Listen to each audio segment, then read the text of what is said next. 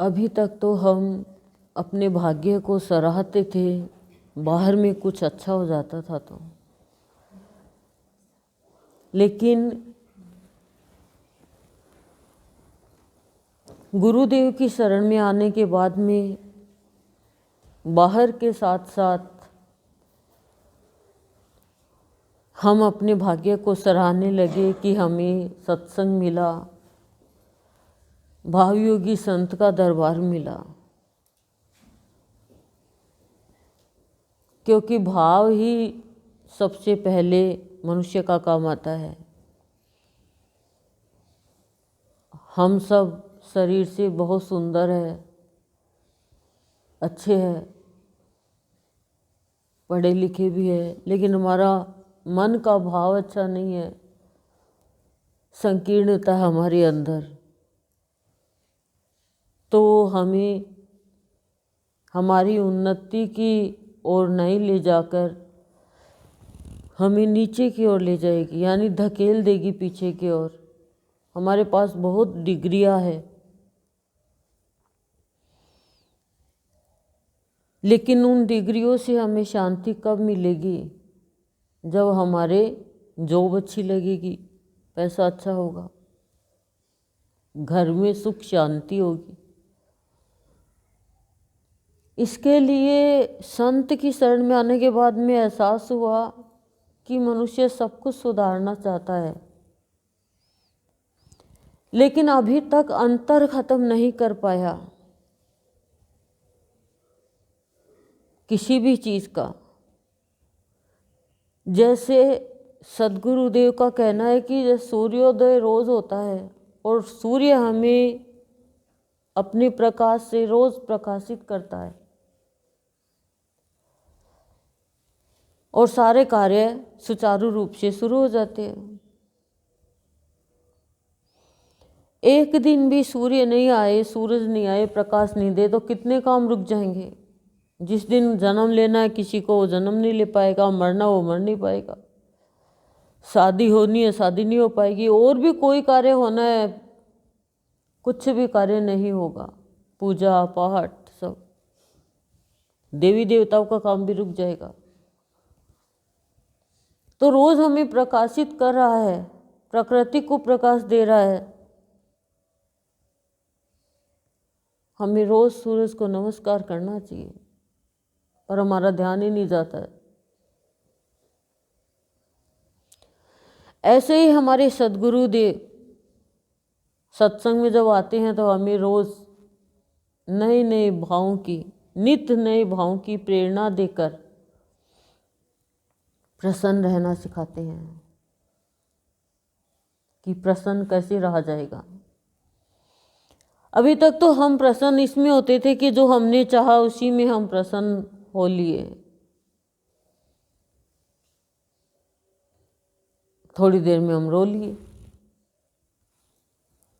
लेकिन अब हमें प्रसन्न रहने का तरीका आ गया कि मुझे प्रसन्नता भी मेरे विचार देंगे और हमें अप्रसन्न भी हमारे विचार ही करते हैं। जो विचार संकीर्ण है, जिसके विचार उत्तम है, वो समय का सदुपयोग करता है, जीवन की कीमत करता है और सद्भाव में नमना सीख जाता है। सद्भाव देते हैं सद्गुरुदेव, सत्य का भाव। जब तक सत्य का भाव नहीं आएगा, नम्रता नहीं आएगी हमारे अंदर। और नम्रता का मतलब हम पहचान नहीं पा रहे हैं, कोमलता होता है हमारे अंदर, किसी के भी प्रति द्वेषता है, ईर्ष्या है, घृणा है, राग है, तो ये हमारे ही बंधन का कारण है, हमारे दुख का कारण है। इन सब से छूटने का तरीका सत्संग में बताया जाता है। यदि हमारे अंदर लगन हो और गुरुदेव की बातों की कीमत हो। जो भी प्राणी भक्ति करता है, देखो उन सब की कीमत यानी उनकी उपासना होती ही है। हम उनका नाम लेते हैं। अभी अमृतवाणी खुली ना मीरा, हम कोई मीरा से मिले थोड़ी हैं, लेकिन मीरा ने भगवान कृष्ण को खुश किया, भक्ति करी। भक्ति करी तो भगवान के गुण उनमें आ गए, भगवान के गुण आ गए तो फिर सद्भाव में नमना आ गया। सद्भाव ही तो हमें शुद्धता का भाव देते हैं और सद्भाव के कारण ही हमारे अंदर आकर्षण का भाव आता है और सद्भाव के कारण ही हम किसी को अपनी ओर खींच सकते हैं। गुरुत्वाकर्षण बल होता है सद्भाव में, वो शक्ति होती है सद्भाव में, लेकिन सद्भाव जल्दी से टिकता ही नहीं है। जिसके अंदर सद्भाव है, मान के चलो नम्रता है उसके अंदर, किसी के प्रति राग और द्वेष का चक्कर में नहीं फंसता है वो। कोई भी हमारे सामने आए तो राग द्वेष पहले आ जाता है, राग द्वेष पहले आ जाता है तो बाहर का तो हम उत्सव मनाते हैं, लेकिन भीतर में हमारा जीवन रोता रहता है, मुरझाता रहता है। तो भीतर से भयभीत जीवन है वो ही नवनीत होना, भक्ति में तल्लीन होना, वास्तविक जीवन को उत्सव बनाना है। फिर हमारी प्रसन्नता हम समझ पाएंगे कि किस में है।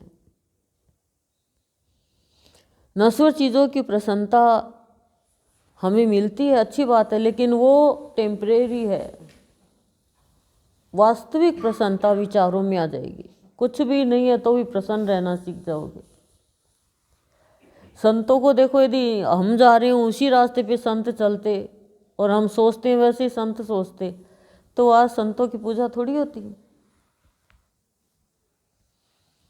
संत कोई एक दो मनुष्य की प्रशंसा के लिए थोड़ी कार्य करते हैं, संत तो सबकी प्रसन्नता के लिए कार्य करते हैं और हम साधारण प्राणी प्रशंसा के लिए कार्य करते हैं। बस फर्क इतना है। जो सबको प्रसन्नता देगा वो सदा प्रसन्न रहेगा, प्रसन्न रहेगा, यही तो उत्सव है। ओम शांति शांति शांति।